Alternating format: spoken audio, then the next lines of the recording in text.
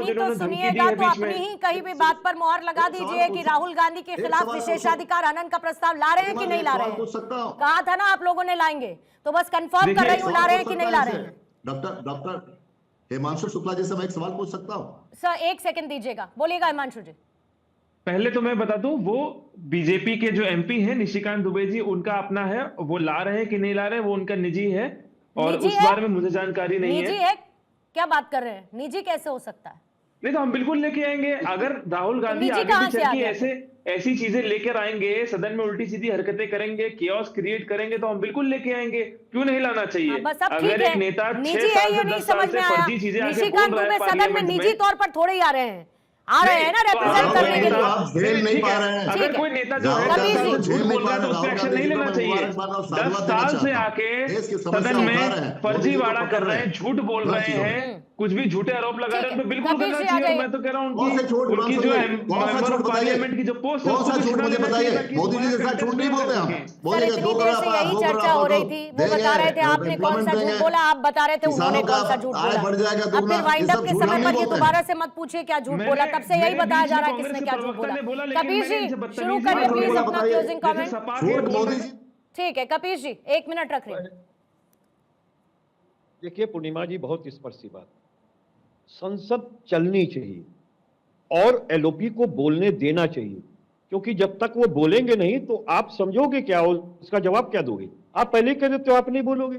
हम ये कह रहे हैं जनरल नरवणे आम आदमी नहीं है, ना तो कपिल श्रीवास्तव ना हिमांशु हैं, वो इस देश के थल सेना अध्यक्ष रहे हैं और अपने समय की बात कह रहे हैं। अगर किताब में छपी हो ना छपी हो, अगर उनका वक्तव्य ये है और वो अपने वक्तव्य से पीछे नहीं हटे हैं, अगर देश हित में वो वक्तव्य दिखता है कि हमारी सरकार ने रिस्पॉन्सिबिलिटी नहीं निभाई, तो क्यों नहीं संसद में उठाई? ठीक है, और यही नरवणे साहब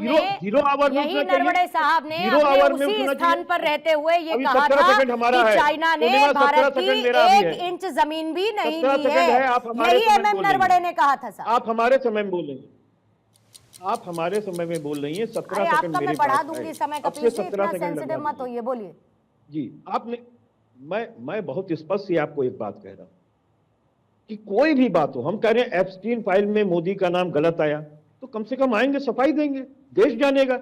ऐसे तो कोई जान भी नहीं पाएगा कि हकीकत क्या है और क्या नहीं है। मोदी जी के ऊपर कहीं ना कहीं से लोगों की क्वेरियां चढ़ी रहेंगी।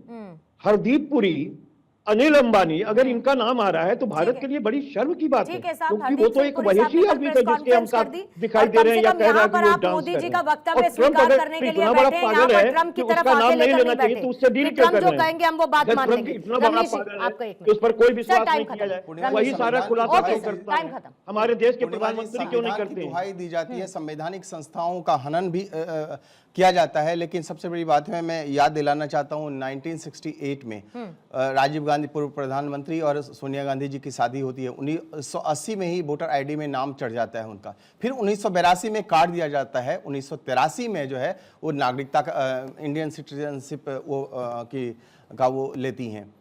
लेकिन मैं बताऊं कि फिर से उसके बाद 1982 में काट करके 1983 में फिर चढ़ाया जाता है। तो संविधान का हनन सबसे पहले वो करती हैं सोनिया गांधी जी की तरफ से। तो राहुल गांधी जी को अपनी मां से पूछना चाहिए। फिर बात करें कि 2010 में जिस तरह से आंतरिक कलह देख रहा था हमारा देश, आंतरिक सुरक्षा और नक्सलवाद का आलम किस तरह से सर चढ़ के बोल रहा था, उस समय राहुल गांधी जी आपको ध्यान नहीं था। और आज के समय में देश पूरी तरह से सुरक्षित है। संविधान जो है कि दुहाई कम से कम अब देना बंद कर दीजिए। और आज पूरा देश पूरी तरह से सुरक्षित है, कम से कम सदन को अच्छे तरीके से चलने देना चाहिए।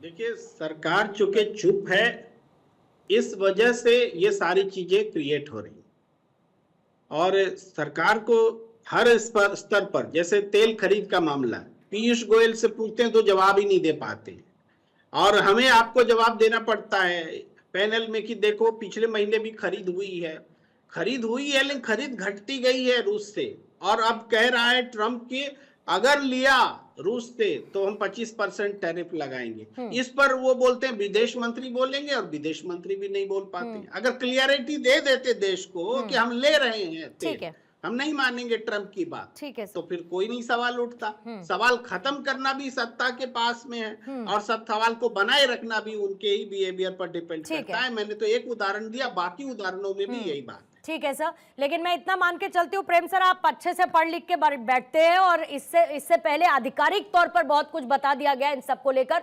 वो आपने भी पढ़ा होगा, वो मैंने भी पढ़ा एक पत्रकार होने के नाते, और हमको उसको भी याद रखना चाहिए। लेकिन साथ ही ये भी याद रखना चाहिए कि अगर विरोध लोकतंत्र की ताकत है, लेकिन अगर यही विरोध संसद को बंधक बना ले तो किसी पार्टी का नुकसान नहीं है, देश का नुकसान है। लेकिन देश का नुकसान नहीं होना चाहिए, इस बात का ख्याल हर किसी को रखना होगा।